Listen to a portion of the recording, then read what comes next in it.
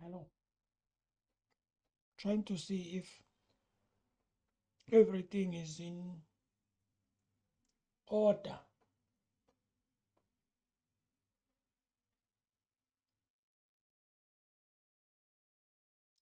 Trying to see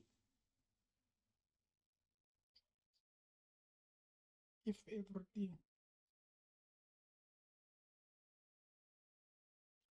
All right, seems like we all good to go. Welcome, ladies and gentlemen. I hope you're all good. Hope you're all great. I'm not going to waste your time. We are reacting to a video here.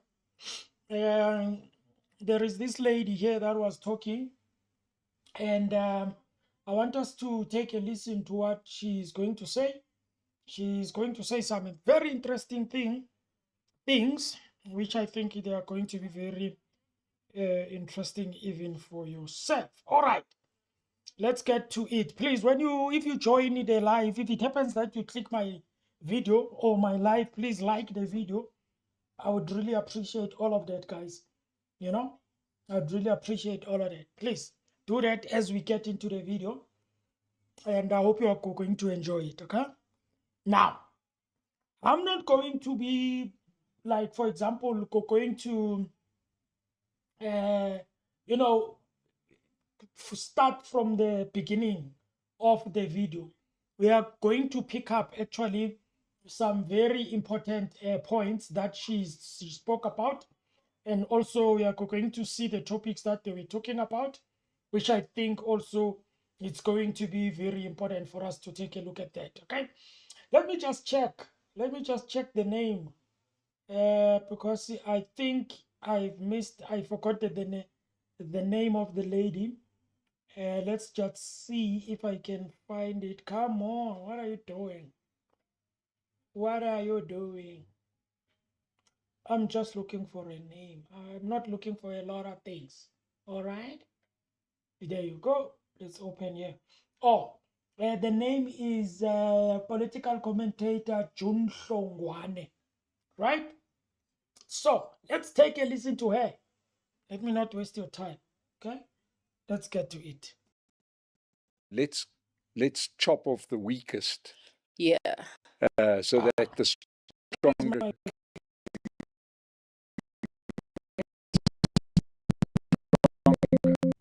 That's quality, right? That's quality. That's quality. Yeah. That's value.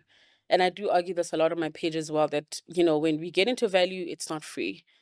It's not free. Yeah. Yeah. And I think the one video that I did was explaining the flaws with communism, which I believe is quite rife in South Africa. I do understand that some people are somewhat in denial of just how rife this communist thinking, this Marxist view or worldview is in our politics at the moment. And I argued that, well, at some point people get so good at surviving, like we become so good at it, that we want more, right? You want a bigger car, you want to move from KZN to Gauteng to pursue a career. One moment I'm all about this.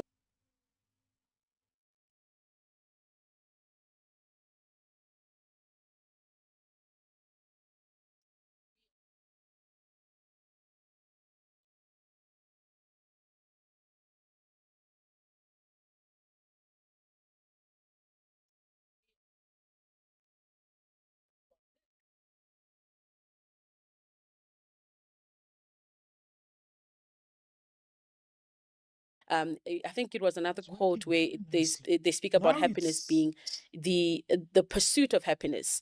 As they don't say the goal for humans is.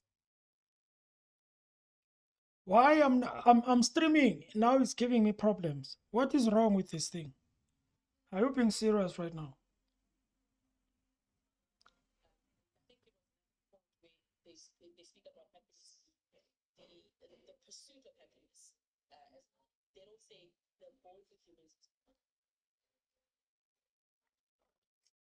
Oh, but king can't.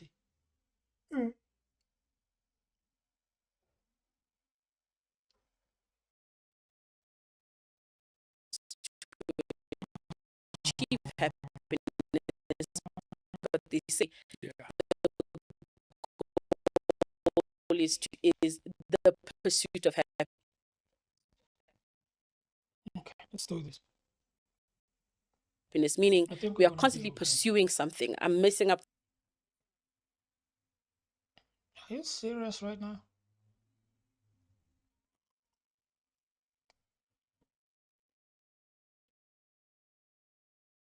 the quote. Yes.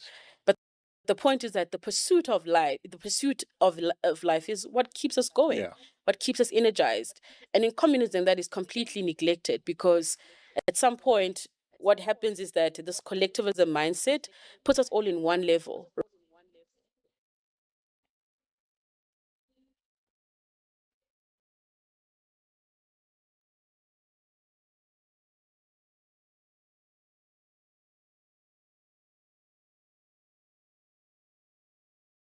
Right. And the people that create value, the people that make sure that we can reach all kinds of people through a YouTube channel. We've got microphones. Oh, but honking. Ah.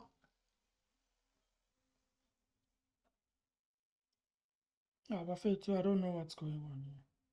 Those guys, without the incentive, they just don't create. And when those guys fracture and all of that, but yeah, I do appreciate where we are in 2025 once upon a time, and I do understand that, you know, there's controversy along the way. There's been bloodshed and all of that, but with communism we would move right back to where we were. Yeah. And lose all of this beauty. I don't think that South Africans. Let's check on what exactly is communism, right? Let's read. Communism is a political and economic ideology that advocates for a class-less society with common ownership of, of the means of production, aiming for the equitable distribution of wealth among all citizens. In its deal form, private property is eliminated and the state eventually withers away. Historically, communism is a branch of socialism originating from the writings of Karl Marx and Friedrich Engels, who critiqued capitalism and proposed a revolutionary overthrow to achieve for more equal system. Now, this is the thing, guys. You know, it's unfortunate that everything that we find on this earth, whatever country you are from, everything that we find whatever that we find dominating or maybe being the system that is used, right? And that system has been created by somebody else, right? That means there were people that actually came together and created that same system that at that time those people are using, right? And then there's going to be somebody maybe who wants to counter that system. And then they create another system which is the opposite of what is usually the system. All right. For example, there could be a system on how banking actually works in South Africa. I'm giving you an example. And then maybe somebody might come later in years to come to say, I've got, or we've got another very powerful system that we can use or that we can replace with the old system that we've got in the banking space, right? So the reason why I'm saying it's unfortunate is because whether you like it or not, whether you agree or you don't agree, everyone who is operating anywhere, especially if you are not independent, okay, you are dependent, maybe on the government, on whatever. In most cases, whatever you do, you are going to do what is actually in the system of that age. I don't know if I am making sense. All right, let me say. Every system that we use as human beings in a country, wherever, it's a system that was created by some people, right? We are operating through or via that system, right? Now, there are other people who might come maybe later in life, just like communism versus capitalism, right? That means there were people that came and they said, you know what, we are tired, or we don't no longer want to operate under the capitalism because of 1, 2, 3, 4, 5. And then they decided to say, you know what, we have come up with a new system, which is the communism. So that will mean there's going to be two systems now, which is communism and capitalism. Unfortunately, between you and me, or between us, between you and me, us, you and me, we don't have a choice. It's either you are in the other side or you are in the other side. She speaks about the communism, okay, and then she says communism, it's a problem, it's going to be a problem, or according to her, it's like she doesn't like think that it can assist or it can help us. Because according to the definition, it says it's a political and economic ideology that advocates for a classless society with common ownership of the means of production. And if you can ask me, and you also know, if you are a person who follows politics, you know which parties, especially which party actually goes with that one, communism. Okay, that means we are all equal. That means the means of production are shared amongst everyone. That will mean there is no rich, there is no whatever. Everyone is equal. Every resource that we actually have in South Africa is shared among people, right? Now, there are other people, they don't like that, obviously, because I can say they are maybe those that are, I can say, benefiting from it, because there is no one who is benefiting from capitalism who is going to criticize capitalism.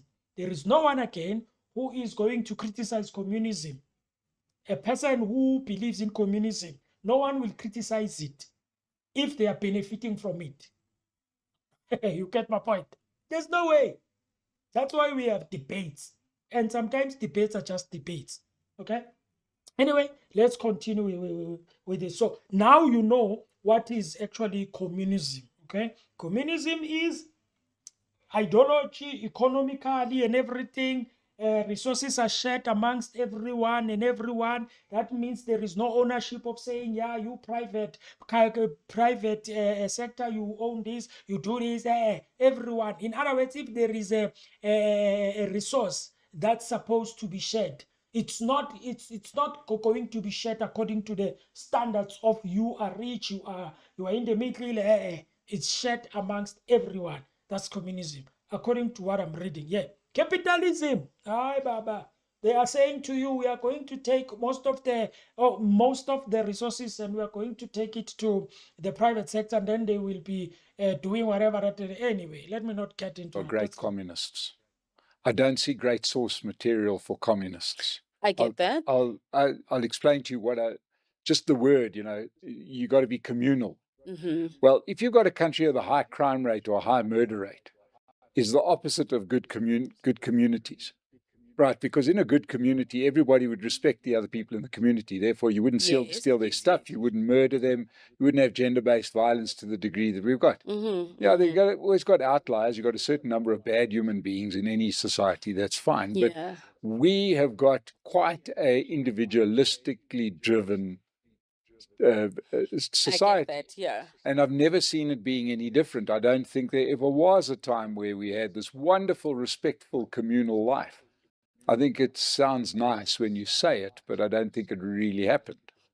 Yeah, I get that. And you're right. Probably that's human nature, right? I don't think it exists anyway. I think if you look at, for example, in Asia. Apart from our families, right? Because that's probably, Asia, yeah. There's people that are highly respectful of one another, and that's probably why, to the degree that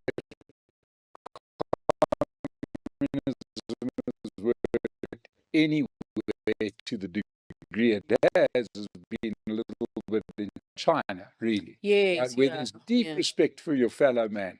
Here we've got almost no respect for our fellow man. I mean, just look at your average taxi driver. He couldn't give a damn about who's waiting at the intersection. So therefore, just accept what we've got, which is we've got a whole bunch of capitalists, a whole bunch of me firsts. Exactly. That's a very accurate observation.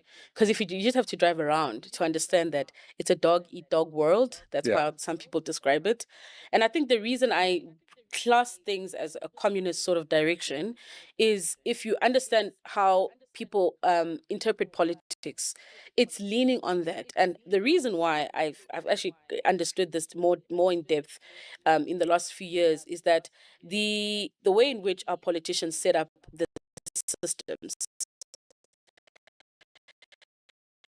and backed up by the analysts, right, is to kind of position this thing by saying there is someone out there who is responsible for you not performing at your peak, you not getting to your objectives, right? Because life comes in cycles. So there has just been this active sort of idea that the reason why, for example, the top 1% is still not Black people, but instead it's white people, that agenda is exactly why then people end up now following a Marxist thinking, right? Because the Marxist thinking says, well, it's not the decisions you're making, it is the bourgeoisie, right? They are the ones that bring this capitalist thinking, and at its core, capitalism is exploitive. They just want to take from people, rip you off, essentially. And that is sort of where I think we stuck. But I don't realize that in as much as we don't all start at the same level, for example, you might come from a background where your father was a businessman, therefore you had the background in terms of business, versus myself, I don't come from a business orientated family. Then now when I want to get in and start winning, I look at you, because it's also comparison. We do that. They keep all of these things to themselves because of this and that.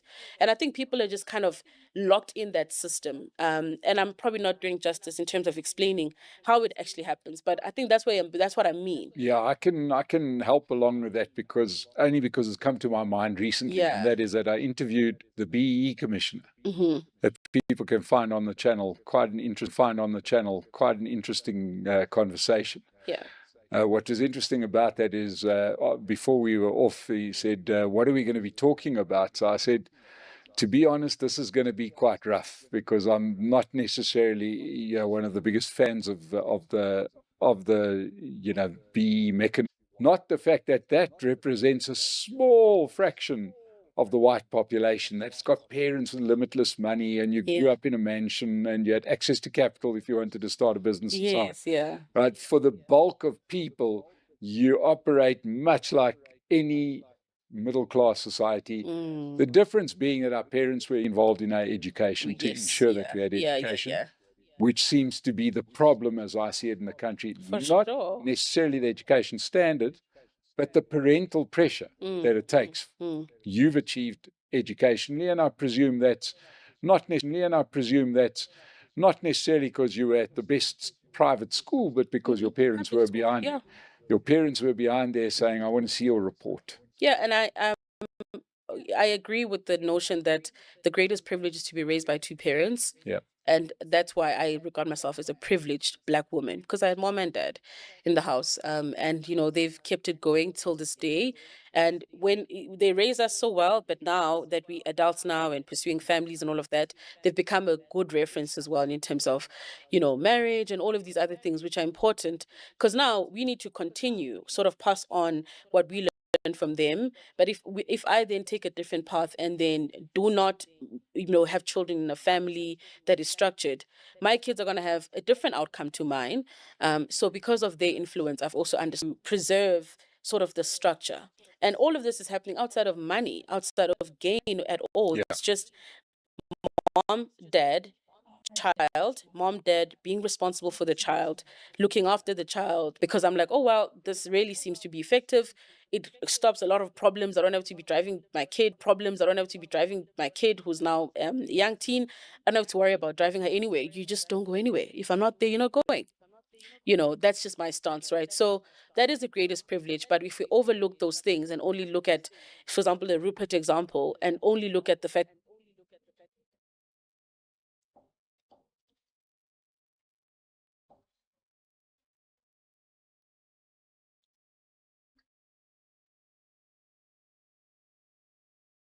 that they had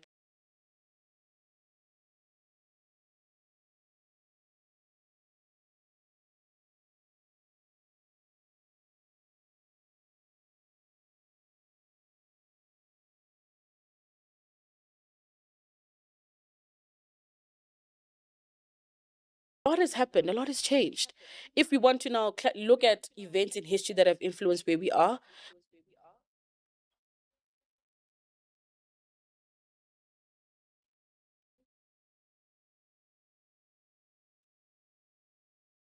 why don't we take the issue of load shedding? That's a moment in history that has had a dire impact on businesses and all of that. Why do we just skip right here and go all the way there? And that's when I realized that this is not happening organically.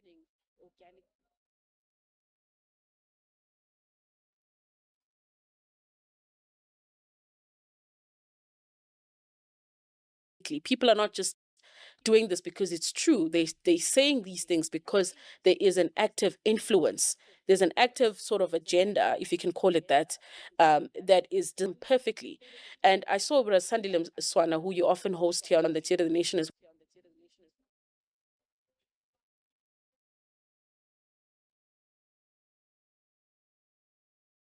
well. He made a tweet that, when you say you want to end white supremacy, that does not mean you want communism. And I was just like, oh, wow, that is so untrue, right? And most people will take that at face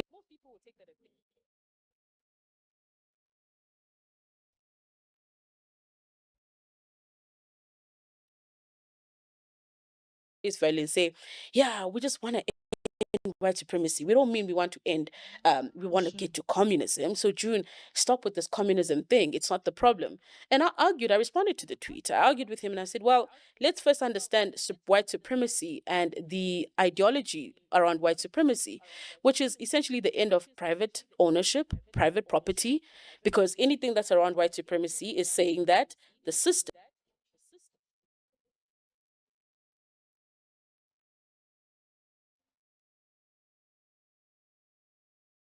systems are only designed to favor the white man, right?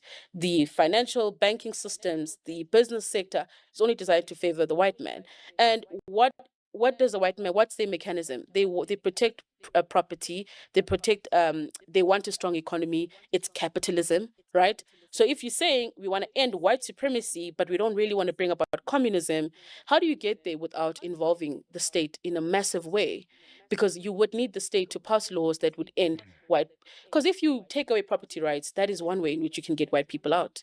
Yeah. That is one way you can destroy white Well, businesses. you'll get anybody out with talent. With talent. Because True. what you will do is you'll do away with anybody that's got any ambition. Yes. Because your ambition is to do the best for your children. If you're not going to give me that opportunity to do the best for my children, I'm going to go somewhere where I am allowed to do the best for my children, which means that you will lose your best talent, not your worst talent. Yeah, exactly. But the end goal would be you would achieve communism. You would achieve a Cuba. Yeah. However, there is one cure for communism. There is 100% cure for communism, and that's communism. Right? Just give a country a little bit of communism, right? So give them 10 years of communism and it's the end of communism, right? Yeah. Especially in this day and age where you've got communication and things like that. It's just so hard to hold on to communism while youngsters can see what the rest of the world are doing. Because soon enough, your country will be poor. And you will see on videos, our system life, and you'll say, oh, maybe I'd rather live in America, or maybe I'd rather live somewhere. If you're still typing your coding prompts, you're leaving performance on the table. You're prompting cursor over 100 times a day. I'm always fascinated by because now the fact of people leaving South Africa used to be, until maybe a decade or 15 years ago, ever since, I don't know what happened 15 years ago, but all the roads point there, when a lot of white kids started to leave the country. But now it's no longer just white kids that leave the country. Of course. And the children of the politicians don't go to the countries that the politicians are trying to make the country look like. Yeah. So none of the politicians' children, a lot of them are living overseas, but they're not living in Venezuela or Cuba. Or Exactly. And that's another thing that makes me quite upset is that, well, the very same Ramaphosa who stands on a podium and, goes on about the 1%, and he was arguing with the leader of Freedom Front saying, well, Mr. I'm blanking, Mulder. you're out here arguing about BE when your government once upon a time, and he can get away with those things, and he gets a lot of applause, and all his comrades are like, yay, all of that. But if you really, really, really were committed to what you're saying all the way, your children would benefit from the system. They would be involved here. And a lot of what you see with African leaders, their children are not in their countries. They're in the UK, and you just have to hear the accents. Yeah. That, okay, well, you did not get trained in Africa. You didn't. And it's American countries, Western countries, the so-called bad enemy of you, which is the West. We need to get the West down. So that contradiction, I just don't know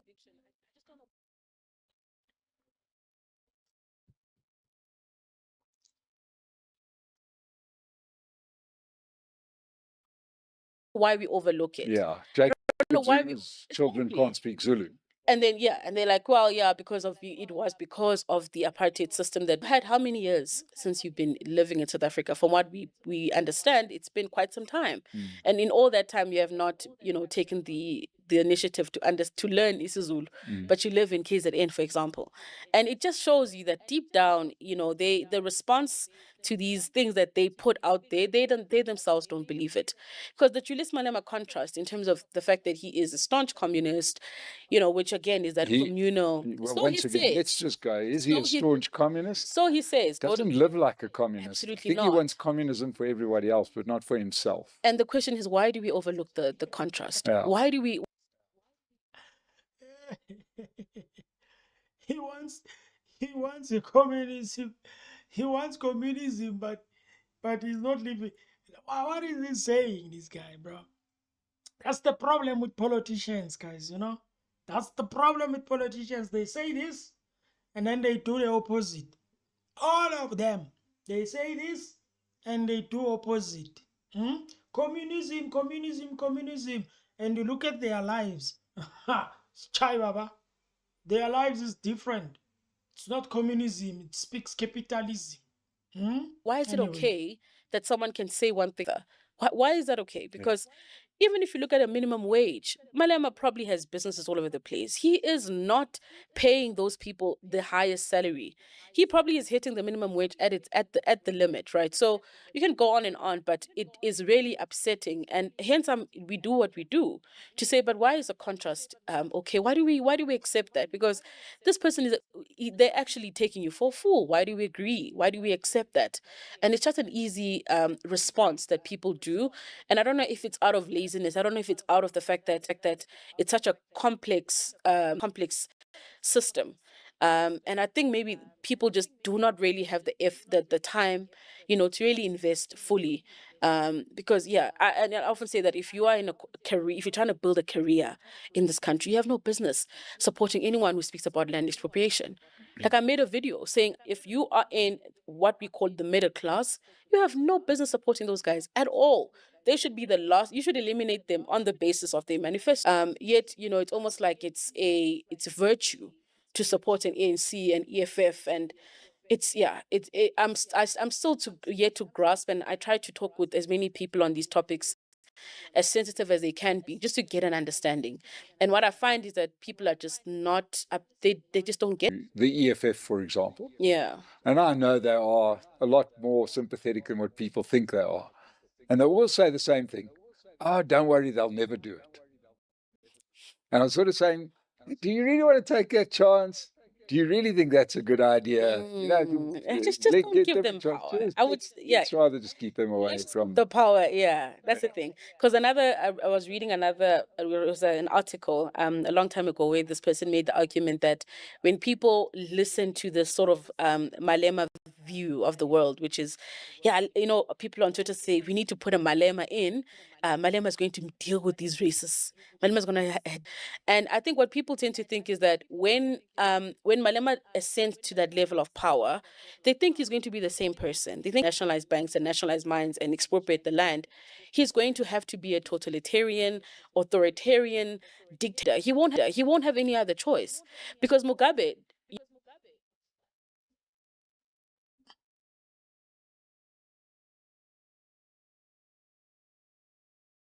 His legacy is tainted for many reasons. Why? He went all the way. He expropriated. He got it done. And the aftermath, he probably once upon a I hope at least in his last days, at least I hope he reflected on the fact that because a lot of people he's cost a lot of people a lot. Hence, there's now Operation Tudula, getting Zimbabweans out and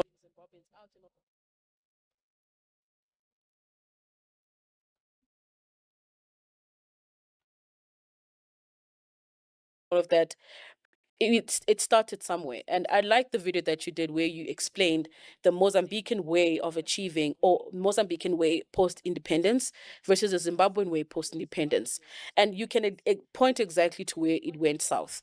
It is when Mugabe decided that he's going to take back the farms, and take away the fact that the farms are white owned, right? Everyone understands that you do not just transfer an entity from one person to the other. Some can keep it going for some time. There's reference of that all over the world, where once the business moves from, can still stay running. And of 63 million people, good luck. We're trying to distribute fairly and all of that. And I always just ask myself that, do we say that the redistribution of land for housing purposes, is that the real problem here? Or is a problem around housing the fact that people are trying to live where they can access opportunities? Just make sure there's a ton of opportunities. Because if you go to the Eastern Cape, go to KZN, for example, right? But hey. So now, June, moving on. What do you? I think when it comes to leaders, those that actually we think that when they get into these positions, for example, becoming a president, deputy president and everything, and we think that they will just go there and then they will be implementing everything that they said they are going to implement. You need to think again. That's not going to happen, and that's not going to happen like as easy as you think. If it's going to happen at all, it's going to be a fight. Even if you are in power as a person that you said, I'm going to bring the land back, I'm going to do this, I'm going to do the communist communism, I'm going to fix this there. When you get there, chai baba, it's a different story. Okay?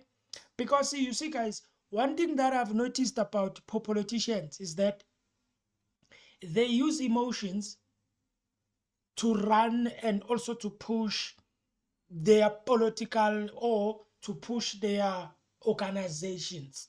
In every party that is politic, they use emotions to push their parties. Give you an example. We want the land back. We want the land back. We want the land back. Obviously, black people, they will fight for that because it's what they think maybe at that time it's what they want. And maybe they're saying, well, the land was taken by white people, so we want the land back. We are black, they are white, so they must bring back our land. Emotionally, you get angry.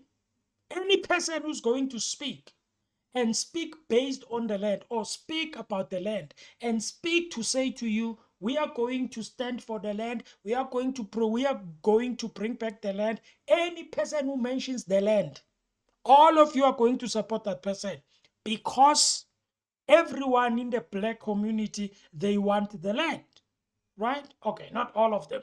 Those that actually will follow that ideology of bringing back the land and everything. Then emotionally, people, because they are attached to this person who always speaks about the land, because people are attached to this thing of emotion in terms of we want the land, we want the land. Any person who connects with those people in that level, they will support that person. And according to them, I can promise you right now, they can believe in that person to say, if this person can be a president, he will bring back the land.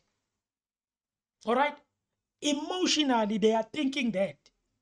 But when a person takes over there, things change, Baba.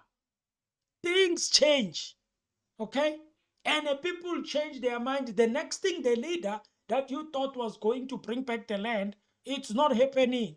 He's telling you excuses, he's telling you this, he's telling you this. That's why I've always said when it comes to politics, it's just an emotional thing, okay? Okay, not an emotional thing, but when it comes to politicians, they know how to use emotions, people's emotions to push their thing, okay? Or their organization, right? Now, I can make an example also with foreign nationals, right? A party, for example, like Action SA. You remember when Action SA came in?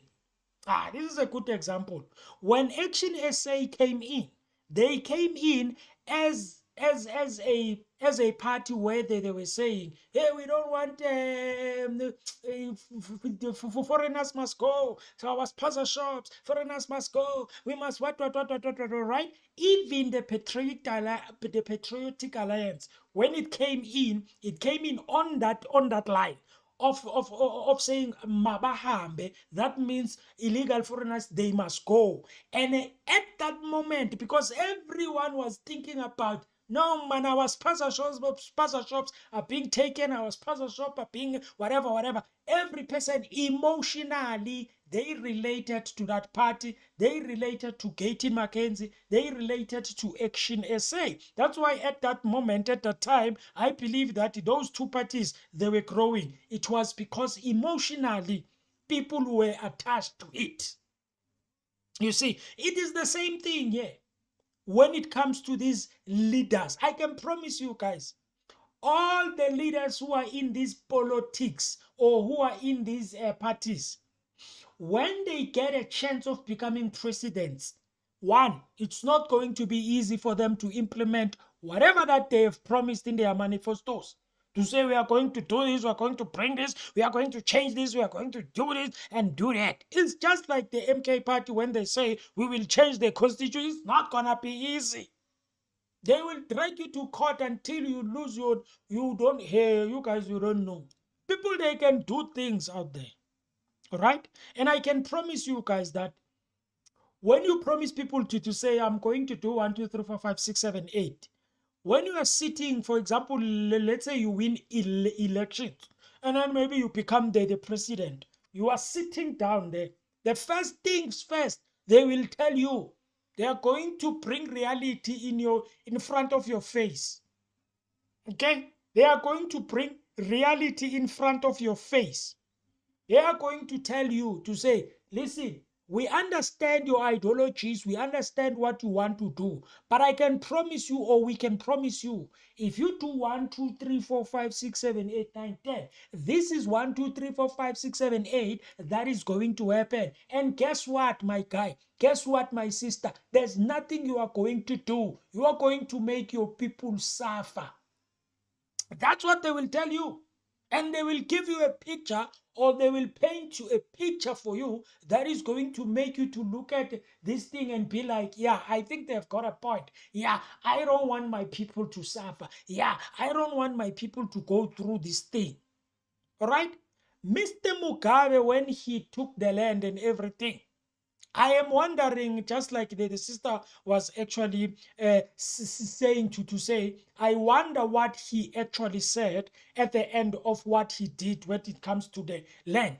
His last words, or if there was anything in his mind that came to his mind and be like, yo, I messed up, I messed up, or anything like that.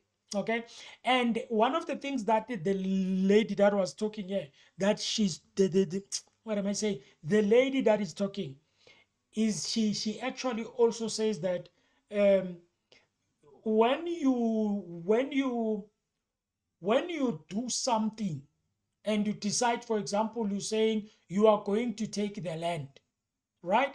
Just like Zimbabwe did. I told you also before to say consequences are there. Whether you like it or not, consequences will always be there. They will always come unless we are ready to actually take the punishment, because whether we like it or not, punishment will always be there. Example, South Africa right now, as we speak. South Africa is fighting against America. There are consequences there. They are taking their things, yeah, nah, they are losing. Other companies, I think, these days are leaving. And it's just a lot of things that are happening. And you end up seeing the fact that, hey, South Africa is lucky because they've got Russia, they've got China, they've got whatever. When the other countries not doing whatever that they're supposed to be doing, the other countries, they're like, okay, this is our opportunity. Boom. You know, but I can tell you guys, it's not as easy as you think when it comes to this thing of saying we are going to implement this, implement that, implement that. It's not easy, guys. Make I can of tell you. the commissions of inquiry. They've been dominating much of the news recently. And boy, are we getting some information out there. Yes, and I'm guilty here because I haven't really been paying too much attention.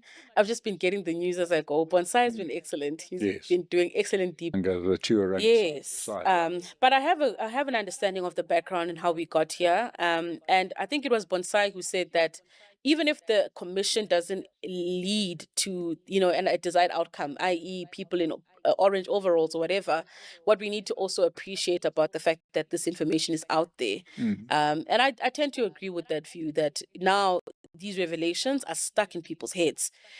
People keep going back to what Becky she asked here. So I think That's what I actually, that's what I actually said, when it comes to Mr. Mkwanazi on what he did.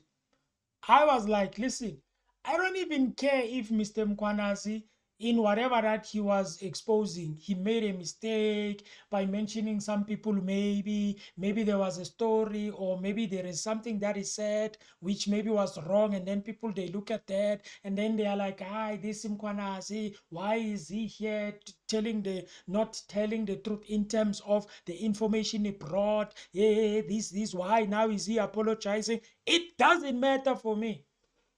I like the fact that he exposed.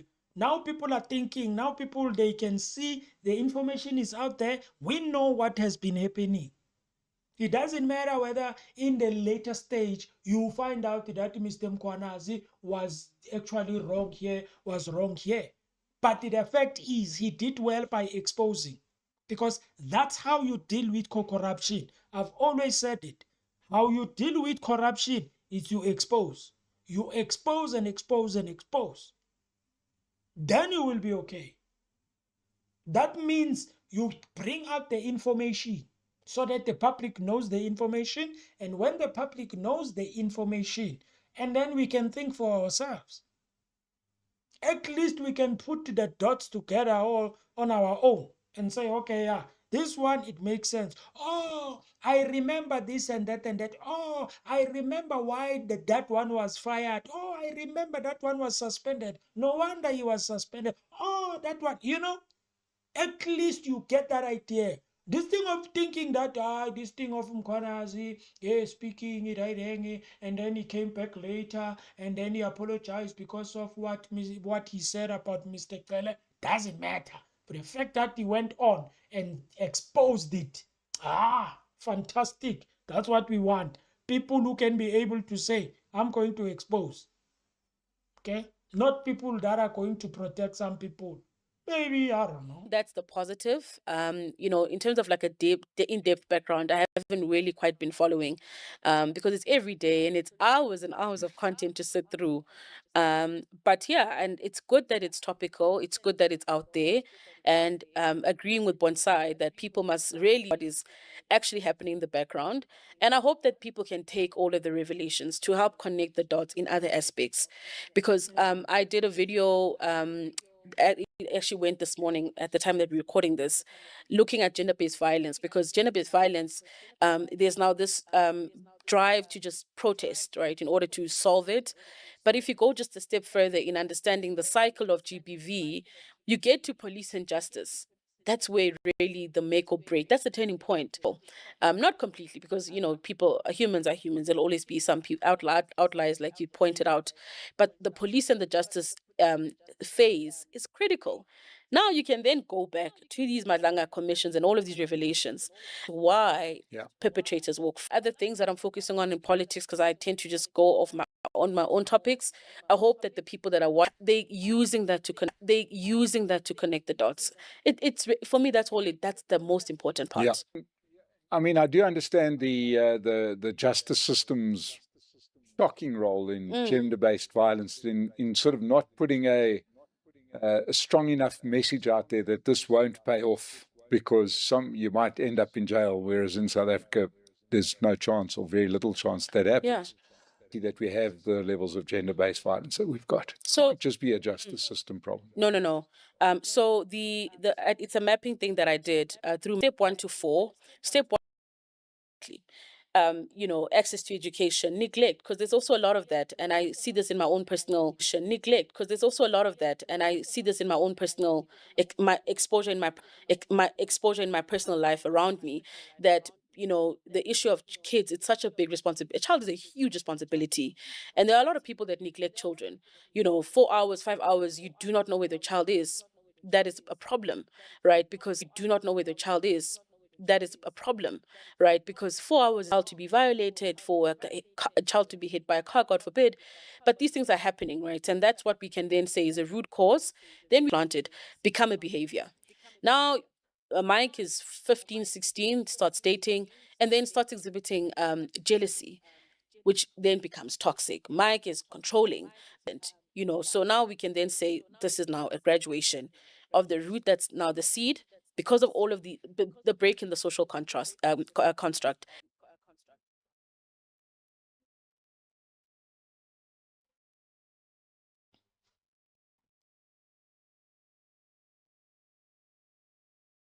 Then we get to the behavior. Then it becomes I'm blanking on these terms now, and I just did this research now. But essentially, step 3 is now where it becomes a crime. So you are now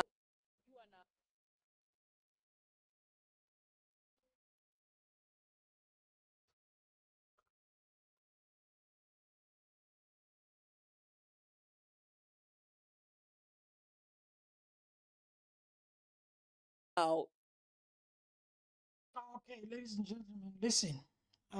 This thing has sometimes South Africa,